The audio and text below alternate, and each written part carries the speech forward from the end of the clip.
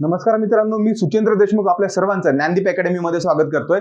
आज आपण डेली आपल्या आन्सर रायटिंग मध्ये डेली एमपीएससी समर्पण सिरीज मध्ये एक महत्त्वाचा प्रश्न बघणार आहोत।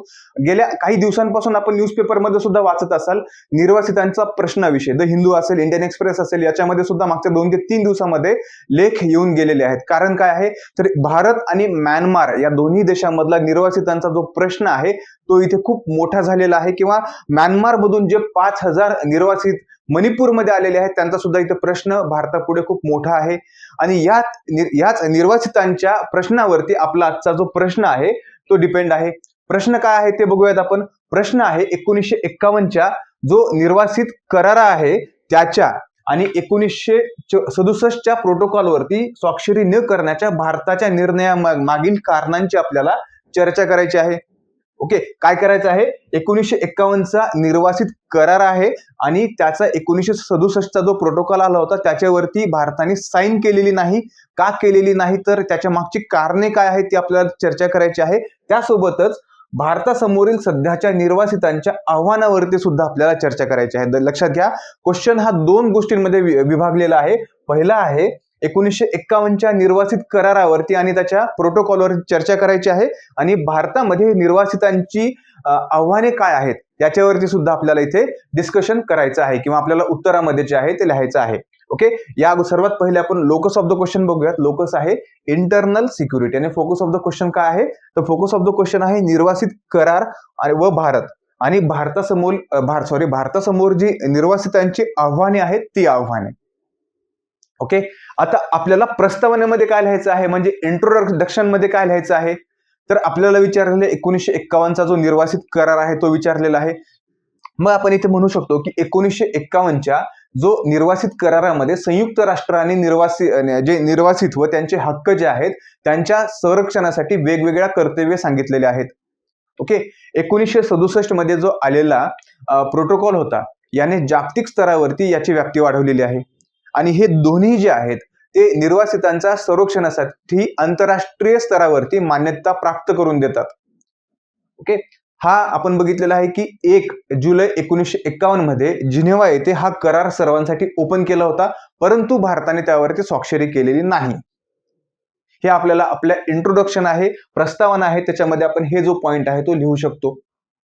कळालं इंट्रोडक्शन मध्ये आपल्याला काय लिहायला पाहिजे। यानंतर आता जो मुख्य बॉडी आहे, मेन बॉडी आहे, त्या मेन बॉडी मध्ये काय लिहायचं आपल्याला तर 1951 निर्वासित करार आणि 1967 चा प्रोटोकॉल वरती स्वाक्षरी न करण्याच्या भारताच्या निर्णयाची कारणे लिहायची। म्हणजे आन्सरचा जो पहिला आपला भाग आहे म्हणजे प्रश्नाचा जो पहिला पार्ट आहे तर पहिला पार्ट आपल्याला पहिल्या ह्या पॉइंट मध्ये आपल्याला इथे मांडायचा आहे। ओके, आपण प्रश्नाचे 2 पार्ट केलेले आहेत, त्याच्यामधील फर्स्ट पार्ट जो आहे तो हा आहे। याच्यामध्ये आपण सर्वात कारणे काय तर सुरक्षेची चिंता आहे। कुठली सुरक्षा, कशाची चिंता हे बघूयात आपण की भारत जो आहे, भारत आणि म्हणजे भारताची जी बॉर्डर बघितली तर आपण कशी आहे तर पोरस बॉर्डर आहे। इंडिया नेपाळ असेल, इंडिया म्यानमार असेल, इथे कुठलीही फेन्सिंग नाही, किंवा आहे ते खूप कमी आहे। सहजासहजी ही बॉर्डर जी आहे ती ओलांडली जाऊ शकते।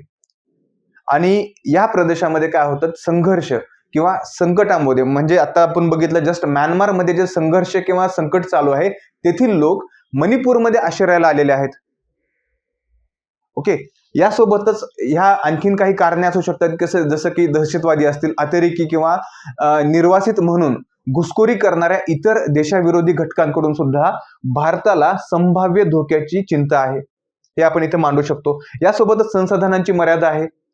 तर एक विकसनशील देश म्हणून भारत जो आहे तो आधीच स्वतःच्या लोकसंख्येच्या ज्या मूलभूत गरजा असतील त्या पुरवण्यासाठी संघर्ष करत आहे, आणि त्यामध्येच या निर्वासितांची मोठी संख्या जर भारतामध्ये आली तर यांची सुद्धा एक भारताकडे कायदेशीर जबाबदारी येईल, किंवा यांच्या जे संसाधन किंवा यांना जे बेसिक नीड्स लागतात हे सुद्धा पुरवण्यासाठी भारतावर जो आहे ते भार येऊ शकतो।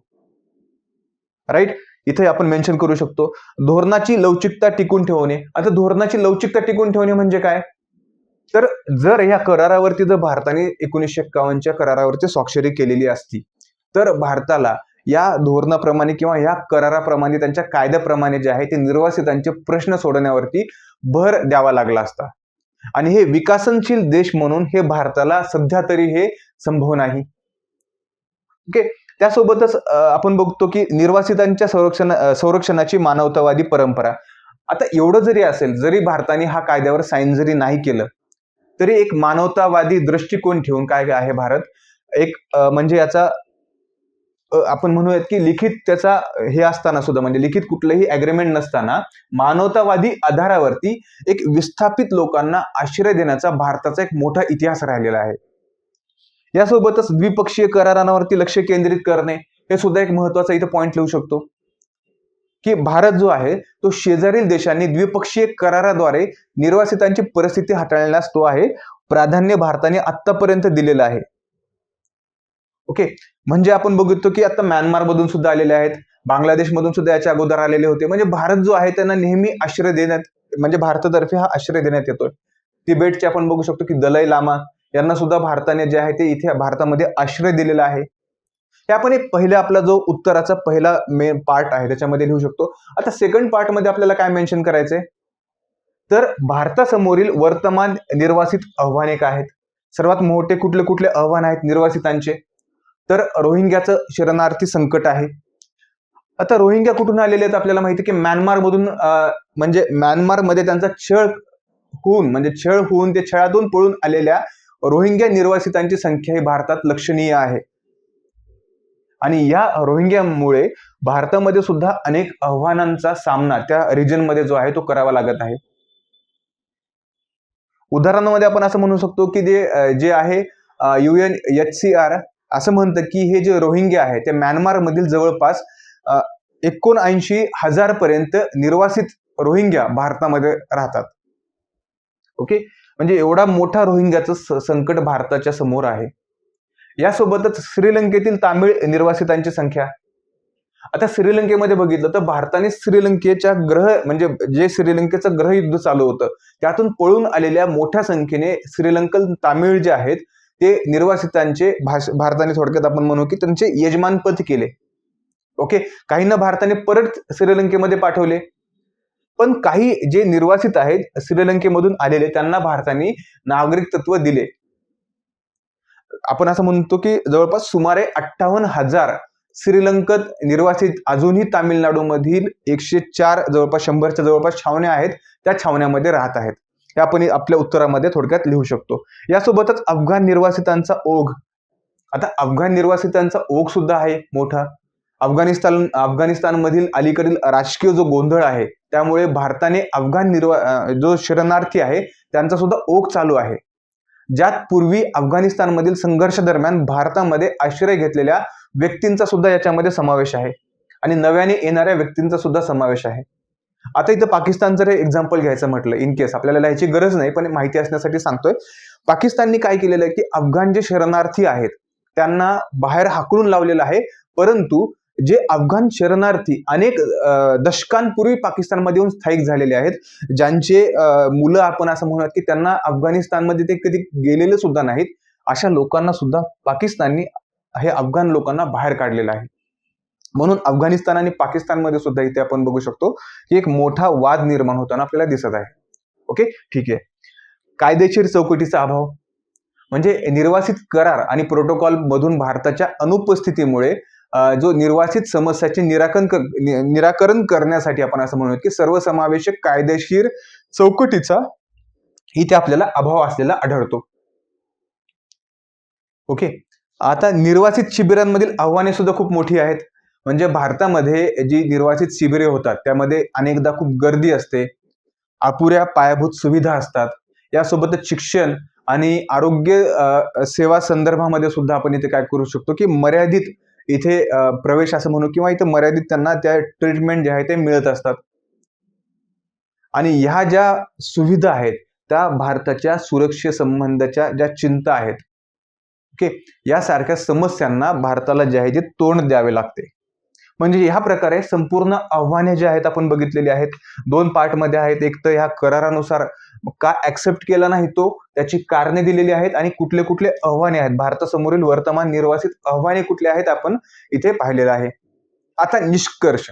ओके, शेवटचा पॉइंट आपल्या प्रश्नाचा निष्कर्ष. निष्कर्षामध्ये आपण काय म्हणू शकतो, ओके, या पद्धतीने निष्कर्ष लिहू शकतो की सुरक्षा, संसाधने आणि धोरणातील लवचिकतेबद्दल भारताच्या चिंतेने निर्वासित कन्व्हेन्शनवर आपली भूमिका जी आहे ती बदललेली आहे. तर निर्वासितांची होणारी आव्हाने या गंभीर मानवतावादी समस्याचे प्रभावीपणे निराकरण करण्यासाठी आणि असुरक्षित लोकसंख्येच्या संरक्षणासाठी भारताची वचनबद्धता कायम ठेवण्यासाठी मजबूत कायदेशीर आणि संस्थात्मक फ्रेमवर्कची आवश्यकता अधोरेखित करतात. अशा एक बॅलन्स व्ह्यूचा एक आपण निष्कर्ष आहे आपल्या उत्तरामध्ये जे आहे तिथे लिहू शकतो. ओके, अशा पद्धतीने आपण हा जो आन्सर आहे ते एंड करू शकतो. कळालं आता, कारण रिसेंट इश्यू आहे इंडिया म्यानमारचा. न्यूजपेपर वाचत असेल तर तुम्हाला हा न्यूज सुद्धा इश्यू सुद्धा तुम्ही वाचलाच असेल. यामुळे निर्वासितांचा प्रश्न हा भारतासमोर खूप मोठा आहे आणि त्याचं कशा प्रकारे आपण प्रश्न जर आपल्याला परीक्षेमध्ये आलेला आहे तर कशा प्रकारे याचा आन्सर लिहायचा आहे, कुठली कुठली आव्हाने आहेत, का करार स्वीकारला नाही याची कारणे आहेत व्यवस्थितरित्या आपण मांडलेले आहेत आणि याचा निष्कर्ष म्हणजे याचं एंडिंग सुद्धा खूप व्यवस्थितरित्या बॅलन्स व्ह्यूनी केलेलं आहे. यस, आजच्या आपण ह्या समर्पण डेली आन्सर रायटिंग मध्ये इथेच थांबूयात. आपण भेटूयात आपल्या पुढच्या समर्पण डेली आन्सर रायटिंग लेक्चरमध्ये. धन्यवाद.